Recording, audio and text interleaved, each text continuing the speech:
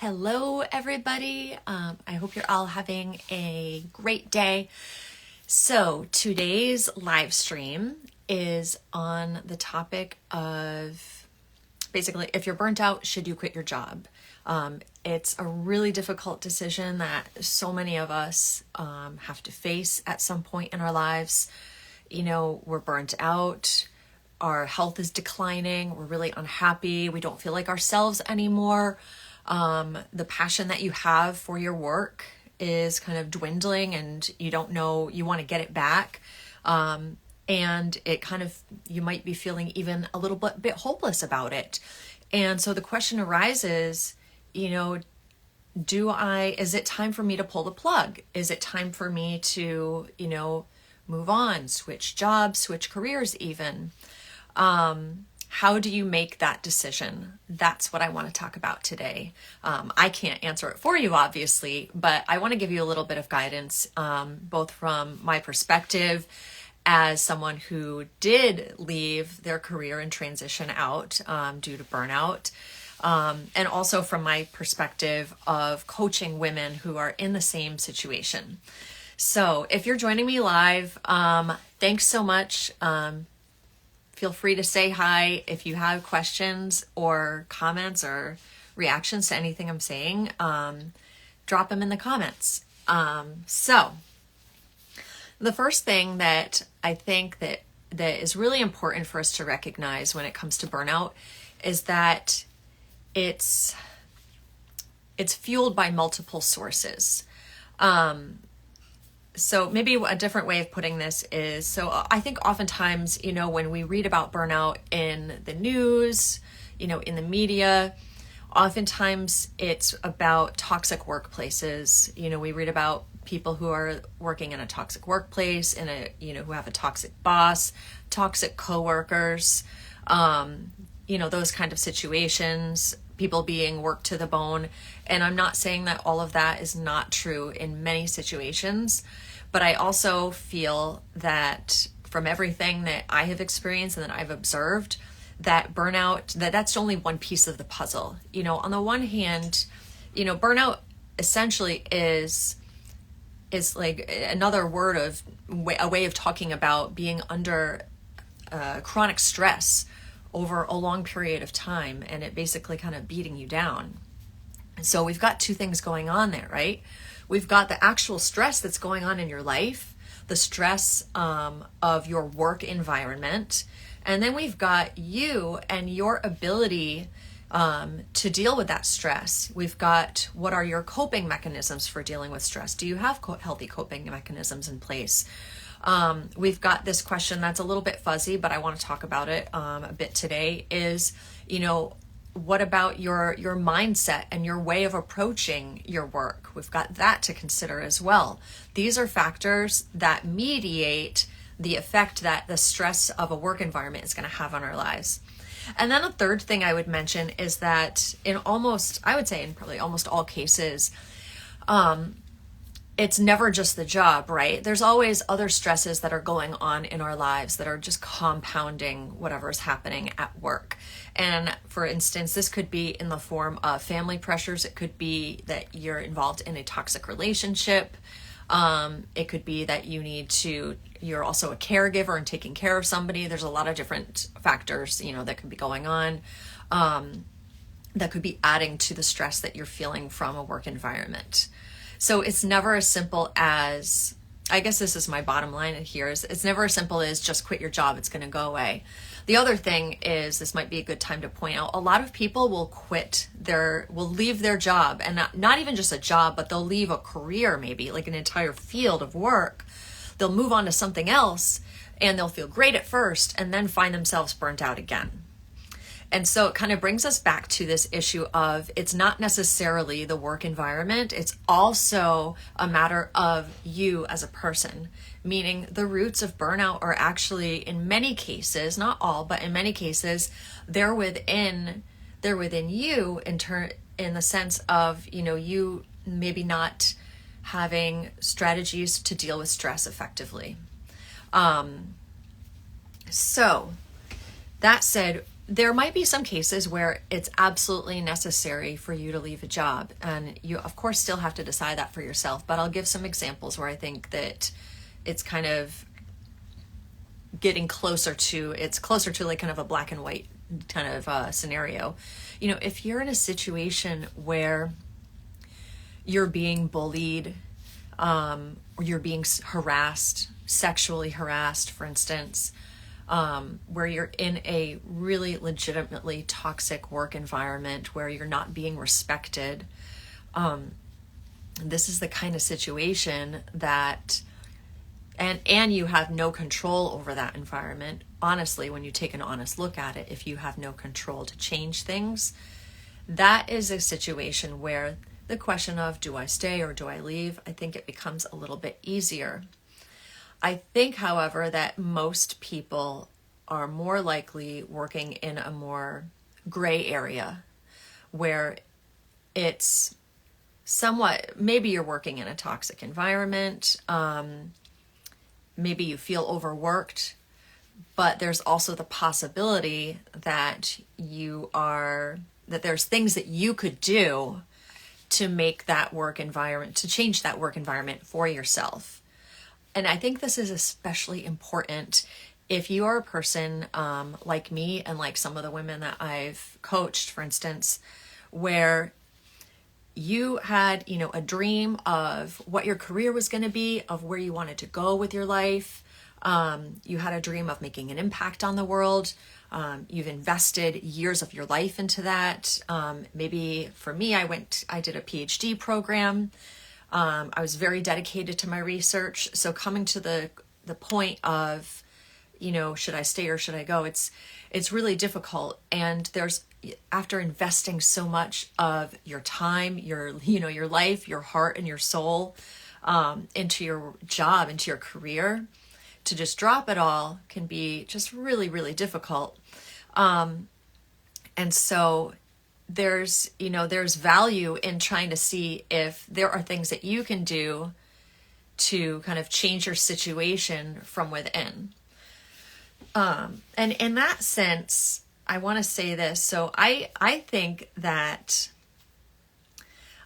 want you to consider this. Is it possible that given the same work environment, given most factors held constant, that two people could be having a completely different experience of work? Is it possible that two people experiencing basically the same types of stresses, working in the same environment with similar lives in other respects, is it possible that one could be, you know, doing fine or thriving, and that the other one could be barely surviving and on the verge of burnout? I think that it is. I think that it's absolutely possible. I'm just going to give you a quick example from my personal, from my life, from my personal experience, to kind of illustrate how I think, if I'm looking back, how I think this kind of played out in one way in my life. So when I was in my PhD program, I was doing dissertation research. Basically, just for those of you who aren't familiar with how this works, basically the pinnacle of a PhD is you write a dissertation, which is kind of like a book. Basically, you're learning to be a researcher, and part of that research is collecting your own data. And for me, collecting my own data involved living in Guatemala for about 1 to 2 years, and carrying out my own research project on my own down there. And so I got the approval from my committee. I got funding to do the project. I was down there. I was doing the work. I'd been down there maybe maybe 4 months, when I started having severe anxiety. And I just did not know what I was doing yet, or next rather. I felt like things that I thought were going to happen or that I was going to find in my research, I wasn't finding, and I was put into a position where I didn't know what to do.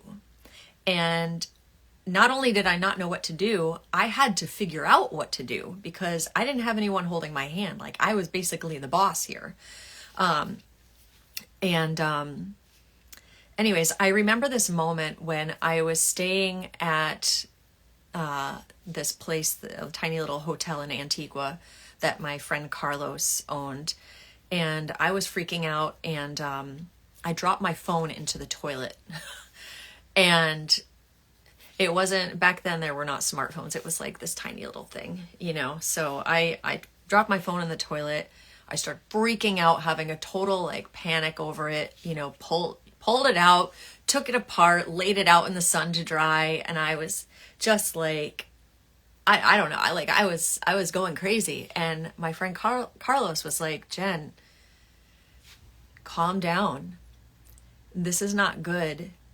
You need to do something. And I was like, and that was basically like the intervention for me at that point. And I was like, crap, what am I going to do? He was like, you need to do something. You need to like, you're not acting normal. He's like, you need to like, go start exercising or something. I didn't know what to do. So basically I started doing yoga. I found there was no yoga studios down there. It was nothing like that. I was able to find a little store like that sold sports equipment. I bought like a $10 crappy yoga mat. I downloaded a bunch of audio recordings of yoga classes onto my laptop, and I started doing yoga on a daily basis, right in my little room where I was staying. And at first I didn't know if this was going to work, if this was going to help me at all, but wow. It totally changed my life. Within a couple months, I knew exactly what I rewrote my entire dissertation research project. I was doing yoga every day. I felt the most focus that I've ever felt in my entire life when it comes to work was in, these few months when I was, well, more than a few months, but when I was doing yoga every single day. It's like I was a totally different person. Anyway, so that was kind of like a long way of me saying that I know from my own personal experience, and even from like hearing kind of similar stories from other people, that we as humans, we have the power to control anxiety, to control our stress, to control our emotions. And we can do this in a way that can, in some cases, help us preserve, our careers. And not have to leave our jobs. So I want to ask you, or have you ask yourself a few questions, because, and these questions are basically, I would say, well, let me ask you the question. So are you taking care of your health? And by that, I mean, are you eating well? Are you not skipping meals? How's your caffeine intake? Are you drinking loads of caffeine all day long? Or are you, having just maybe 1 cup a day? Are you eating like food to nourish your body? Are you moving your body on a daily or almost daily basis? Are you doing something to get outdoors and get some fresh air? Do you have strategies in place to manage your stress? And by that, I don't mean the occasional yoga class or, the one-off, like once a week meditation. I mean, on a daily basis, do you have, tools that you are relying on to help you manage stress? Things like a daily meditation, or things that you can do in the moment of, when you get a stressful email, to like calm yourself down and return to work from a place of calm. Do you have these kind of strategies in place? Third big thing, are you setting boundaries? Do you have a boundary between your work life and your life? Do you set boundaries when it comes to your time and when you are allowing people to reach you? And just a kind of tangible example of that is, do you answer emails at all hours of the night? Do you answer emails on the weekend? Do you make yourself available, or do you set boundaries around your time and protect your space? Are you somebody who, and I think that this applies to a lot of women, Are you somebody that tends to be, engage in people pleasing? Do you deal with imposter syndrome? Do you consider yourself a perfectionist or an overachiever? Would people say that you go above and beyond on practically everything? These are learned personality traits that can lead to burnout. So are you doing the work to deal with those types of, I don't even know if I want to call them personality traits. Maybe we can call them mindsets. Are you doing the work to deal with those mindsets so that you can overcome them and not have kind of a fear of upsetting people or a fear of not performing or not being good enough, be kind of taking over your happiness? If you are doing these things, if you're taking care of yourself, if you are, taking care of your health, if you're managing stress, if you're setting boundaries, if you're, dealing with, your mindset, and you are still burnt out with your job, then that is kind of a point where I would say maybe it's time to really consider what else would you rather do. And another activity that you could do to kind of, find an answer to that might be seeing if or how your values, your most core values of what you think is most important to your life, seeing how that aligns with your current work. Just for instance, in academia, for instance, you might, I think I started out with a particular set of values when I went down the road of, starting my PhD. But by the end, I think, two things had happened. Like there was a reality check of what this world was really like. And also, a shift as I'd gotten older, a shifting of my values where I didn't want to be working my life away, 80 hours a week for this job. So, there's a question of, does the work that you're doing, or even if it's not your career, is your workplace, the place that you're working for, does the job that you're working still align with your core values? Does it feel important to you? Are you actually, still passionate about this? So those are questions to ask. So just to sum up, I think the main point here is that, should you quit? Do you need to quit your job to leave, to be, if you're burnt out, do you need to quit your job? And the answer is, it really depends. Burnout comes from multiple sources. It's not just your work environment. It's also a matter of you. A lot of times the roots of burnout are inside you. And if you don't deal with some of the things that I just mentioned, like setting boundaries, dealing with perfectionism, developing, healthy coping strategies when it comes to stress, taking care of your health and your body. If you don't do those things, then you could become burnt out at any job, really. So I think that's all for today. I hope that this was helpful for some of you, gives you something to maybe think about. And if you have any questions or thoughts, if you're watching the replay, please leave a comment, hashtag replay, or just leave an emoji so I can thank you for watching. If you have questions, pop them in the comments. If you have any questions that you really don't want to put out there publicly, but or just thoughts that you wanted to share with me, if this story resonated with you, if this live resonated with you, feel free to send me a direct message. I'd love to connect with you. And that's all for today. I hope you have a great rest of your day, and I'll see you soon. Bye.